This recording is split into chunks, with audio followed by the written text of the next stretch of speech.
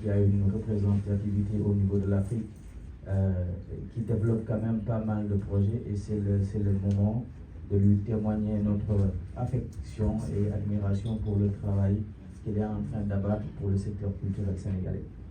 Moi, je m'en vais parler un peu des perspectives qu'on doit développer ensemble pour pouvoir atteindre un certain niveau.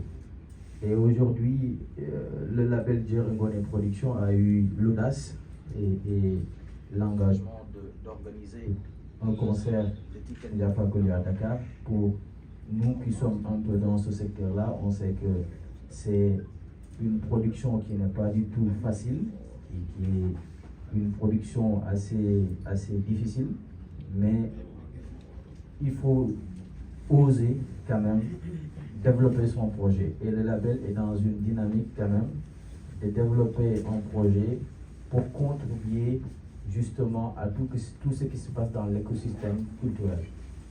Aujourd'hui, on nous parle souvent de la sous-région et tout ce qui se développe dans les pays frontaliers. C'est bien beau.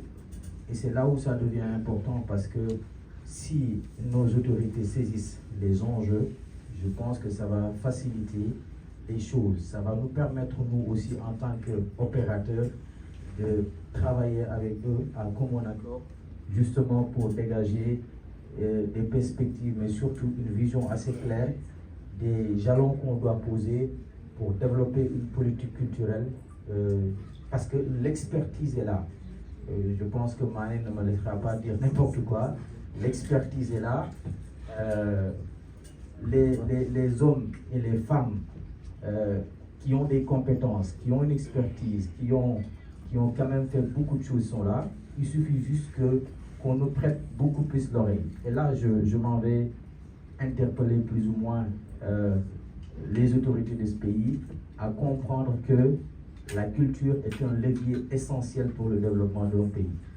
La culture peut quand même apporter une plus-value économique assez importante pour le développement d'un pays. Si bien sûr on y met du sien, si bien sûr on met tout ce qui va avec. Parce que d'habitude on a, nos gouvernants ont une certaine appréhension de la culture parce qu'ils jugent plus ou moins la finalité. Si on prend l'exemple du concert de Tiken aujourd'hui, les gens, ce qu'ils vont juger, c'est ce qui va se passer sur la scène. Or, avant d'en arriver là, il y a tout un tas de travail, il y a tout un processus de production,